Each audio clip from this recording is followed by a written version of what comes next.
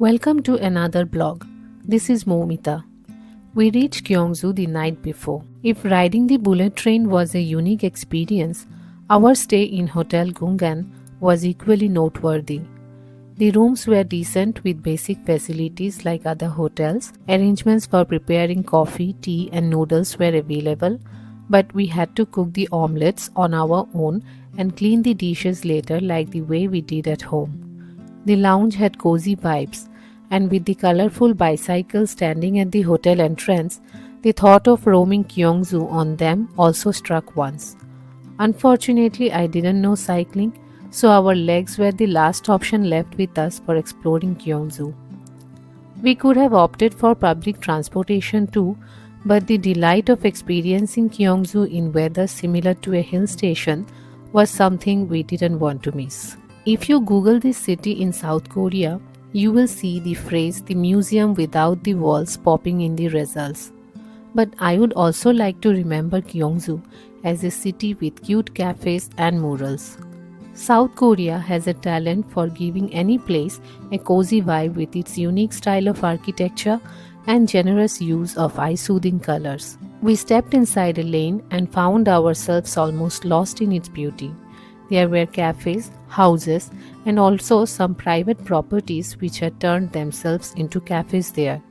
The lane was clean and each corner was beautiful enough to adore your mobile screen and laptops as a wallpaper. This was the impression I had about South Korea in my mind. Beautiful and always ready to be shared as pictures on social media. After walking in the lane for some time, we arrived at the Hwangli Dangil Street.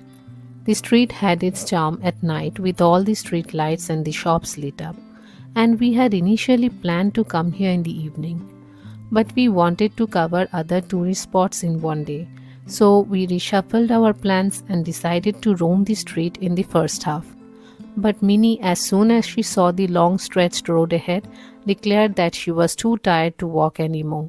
Her reluctance to walk made us enter the toy shops and search for a stroller but found none. Just when we were feeling helpless with Minnie's constant demands of taking her into lap, we spotted a cafe which rented buggy rides. After a mild negotiation, we rented the buggy for 40 won for the next 1.5 hours. The last time we did a buggy ride was in Chiang Mai, Thailand.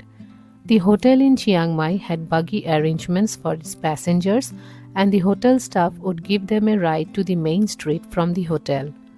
But today, Subhajit would do the role play of the buggy driver here and take us on a city tour of Gyeongju.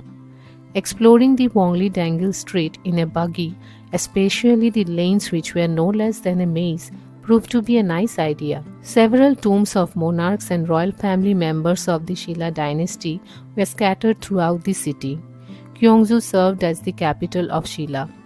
Be it tombs or the eye-catching traditional Korean architecture, Gyeongju was gradually living up to its nickname, the museum without the walls in my eyes. A wooden bridge with a stream flowing beneath it caught our attention, and we decided to park the buggy and have a closer look at it. The wooden bridge, also known as the Woljung Bridge, is believed to be the longest bridge in South Korea. The bridge was built during the Shilla dynasty but was burned down during the Joseon rule. A certain part of the bridge was rebuilt and presented a gorgeous example of Korean architecture to the tourists. The pedestrians also got a generous view of the scenery around them while enjoying a walk on the bridge. Just adjacent to Woljung Bridge was the Wolsung Palace site, where the royals of the Shilla dynasty used to live during their reign. It's a heritage site because of its historical importance, and if you can view it from the top, it is supposed to look like a crescent moon. The buggy was not allowed here. It was a long walk for us in the palace site, but not a tiring one because of the weather, which behaved pretty well on that day. The city was filled with historical sites. Perhaps that's why flying drones were not allowed here. When we had almost given up on our hope to fly drones, a staff at the Tourist Information Center informed us that we could operate drones on the Hwangli Dangil Street. That was great news. With so much natural beauty and impressive man-made architecture, We couldn't wait to see what the city would look like from the top. This was our first chance to use the drone in South Korea so far, and we were delighted. Even if we couldn't take drone shots in every tourist spot in Gyeongju, whatever we managed to get from Hwangli Dangle Street was enough to make us happy. They had maintained the city well while giving the natural beauty its much deserved respect. However, it was lunchtime, and we took refuge in 7-Eleven this time for a meal with rice porridge and noodles. Even Singapore had several 7-Eleven stores, but we never took it as a serious option for lunch before South Korea happened. By the time we arrived at the hotel last night and went out in search of dinner, all the restaurants were closed. A gentleman originally from Pakistan and owned a food stall here offered us shawarma rolls and even refused to take any money from us, calling us his guests. This was his level of generosity. When it came to the count of Indian food options in Gyeongju, the count was 0. Seoul was still better. The lesson to make adjustments with my taste buds was the biggest takeaway from this trip. After a tea and coffee break in the Gyeongju Information Center, we went out to explore the city once again. But there was no buggy with us this time. We simply walked until we reached a beautiful Korean village standing in its traditional form. The Che family, the richest and the most respected family in Korea, lived in this village. Even with their enormous wealth, which was passed down to 12 generations, and a huge house with 100 servants in it, they lived in this village, helping the community to lead better lives. They served food every day to those who starved. They returned lands, offered financial help, and even released the farmers from their debts if there was a bad harvest. They even provided shelter and funds to the freedom fighters during the Japanese rule. At present, I doubt if any residents live there, though. A couple of hammocks had been transformed into cafes.